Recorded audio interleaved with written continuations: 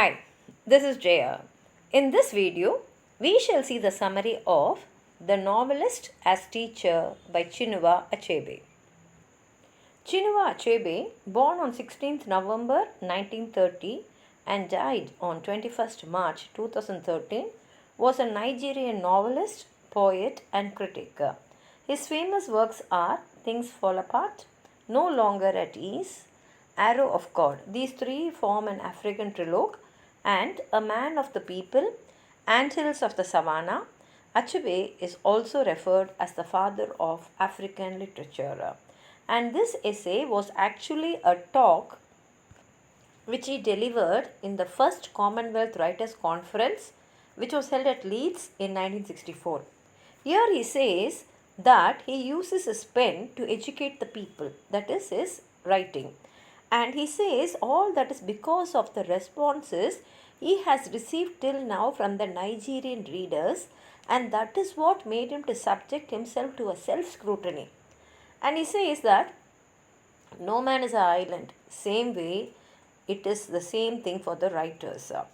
And he says that his writings influence the readers, particularly the readers from the country like Nigeria, where the people are used to accepting the Britishers and Europeans as demigods. They look at them as gods, and that is not worse. The worst thing is they consider their religion inferior to the religion of the Britishers and Europeans, and their faith on the native gods, culture and social practices all inferior to them.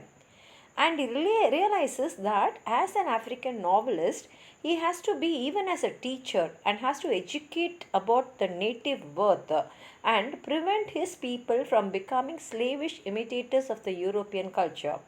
And he talks about the differences in the relationship between the European authors and the readers of those authors on one hand, and about the African writers and the readers of the African writers on the other. Now, Afro-English writing is a recent origin. Only recently these Africans started writing in English, and only few Africans wrote in English, and they also had only the British and American readers in their mind. But he says an European writer is a bohemian, that is, he will not be controlled by the rules and regulations posed on him, and he will show himself as a rebel against the society. Even the European audience may reject him as untrustworthy. And he says it is a mistake on the part of the African writers if they are going to think they are counterparts, that is equal to the Europeans, and if they are going to behave like Europeans. And because they are trying to imitate the European writers, there is a gap which is forming between the African writer and the African readers. And he says that what the writer expects of the society is not important. He should be a writer what the society expects him to be. That is, the writer is only for the society. The society is not for the writer. And he also says that many of these African English writers think that they have a large audience in the Europe and not in Africa. But he says it is not true, because English knowing people are very less in Africa when compared to America and Europe, because that is the language. But Achebe says that in Africa, even though there are very few number of people who know English, there is a larger readership in Africa than other countries. And for this proof, he says that 20,000 copies of Things Fall Apart were sold only in Nigeria, whereas in other places only 2,500 and in Britain 800. And the same thing only happened to his novel No Longer at Ease. And he says that most of his readers are students or people who have recently graduated from colleges, that is, young people. And these young men, they have no world experience, and therefore they look at Achebe as a guide, and they also consider all his novels as a complementary to the curriculum. It is as though the university has prescribed his books. And he says that they think that his novels will provide a solution to all the social problems which they are facing. And he speaks about the letters he is receiving from his readers, which actually tells him what the readers are expecting from him. A young reader by name Ibuba Euro Mafundi wrote to Achebe praising his two books. One is Things Fall Apart and another is No Longer at Ease. And he says it gave him a lot of good advice. And he was hoping that Achebe's next novel, Arrow of God, will also be like these two books. And a reader from Ghana wondered why Achebe did not append questions and answers at the end of the books. Because that is what they generally see in the textbooks which are prescribed in the school and colleges. Because according to that reader, that appendix would increase his understanding and appreciation of the novel and also help him to prepare well for the exams. And now he understands that the African students are assigning the writers, all the novelists, in a very high place. They really honor them a lot and they don't look at them as mere entertainers. And a lady teacher from Ghana asks Achebe about why he was not allowing the lovers in No Longer at Ease to get married in the end. Because if they had married in the end, it would have been a positive solution, and this would have given the real lovers in that superstition ridden society a lot of courage to face and also to get married in the later life. And Nigerian youth actually need guidance, they need forward thinking, and they need positive action.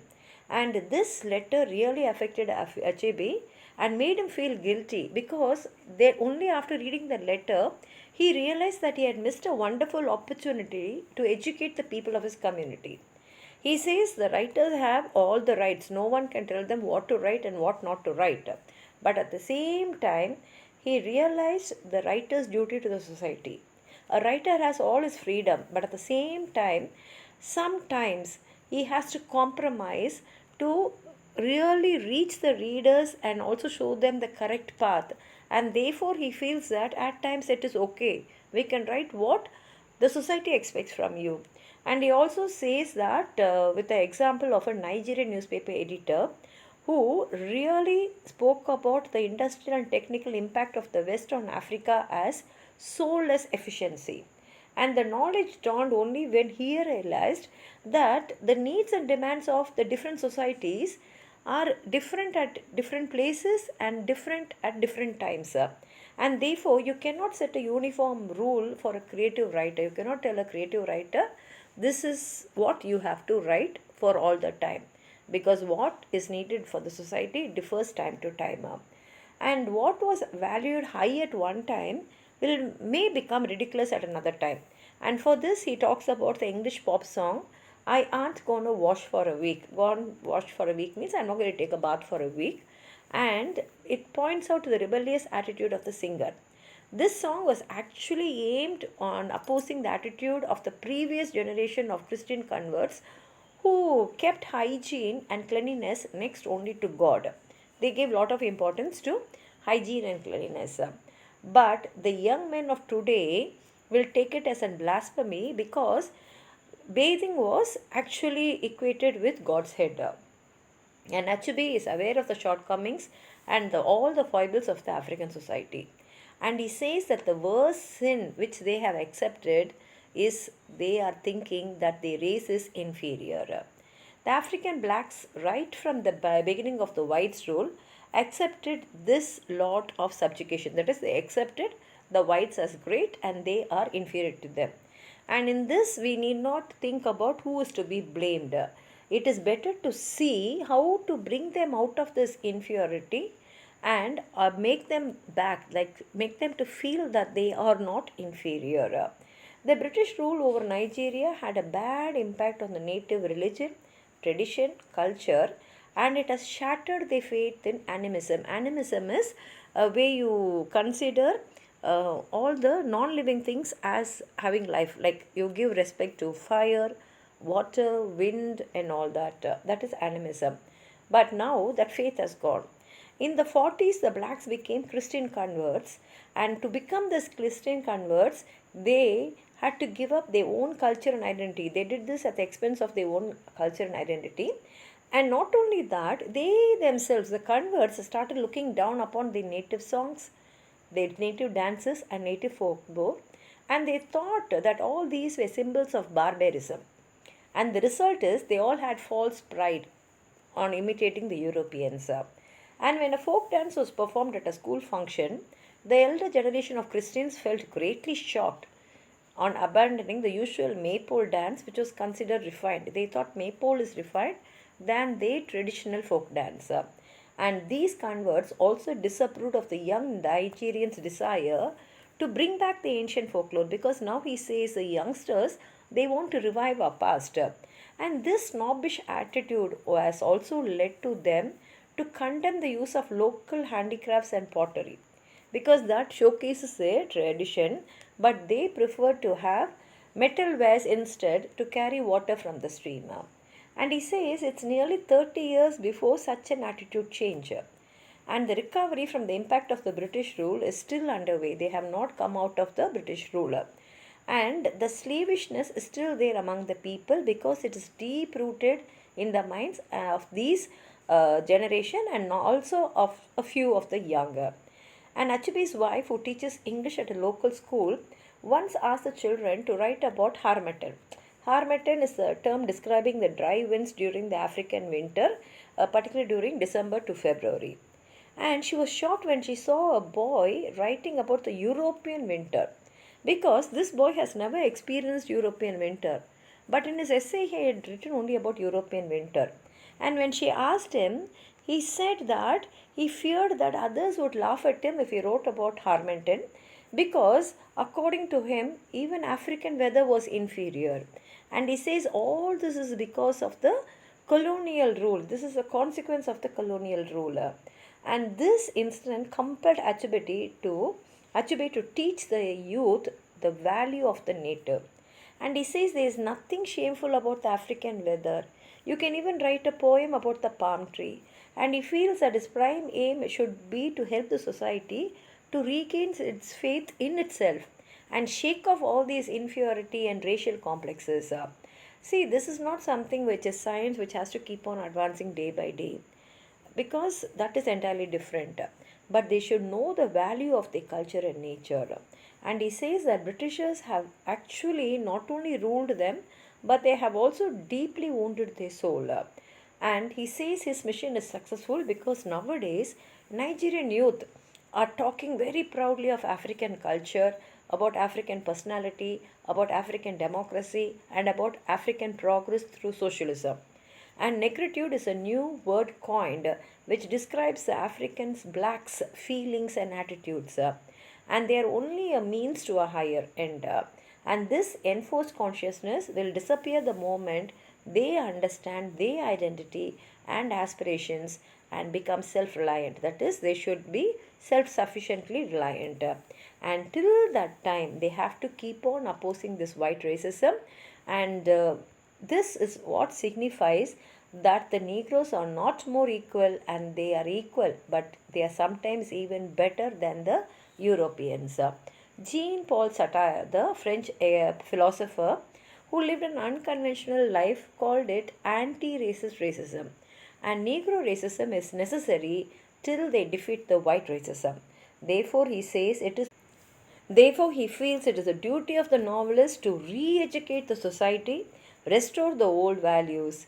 As Maffley says, a writer is the most sensitive part of the society because a writer has finer sensibilities. And William Abraham, a professor of philosophy from Ghana, has said the writer should try to understand and also solve the problem of African society, like how the African scientists are concerned to solve scientific problems, and the African historians are tackling with the problems of history, and how the political scientists are tackling the political side. Now, the writers only should educate the people, and he tells that no one should think that Africa is a dark continent anymore. And the Africans don't need the help of the Europeans to find the liberation from what is said as unglorious past and the abysmal hell, because this is what the Europeans have said. You will have lived an unglorious past, you will only go to hell. And he says that whites are not the agents of God. And this should be taken as a duty by all the African writers, and they should be a committed artist, and they should restore the olden golden glory of the days which have gone by. And he ends his speech here. If you have anything more to add on to what I've said, please write it in the comment box. Like the video, share it with your friends, and if you have not subscribed my channel, please subscribe and support, and also click the hype button. Thank you.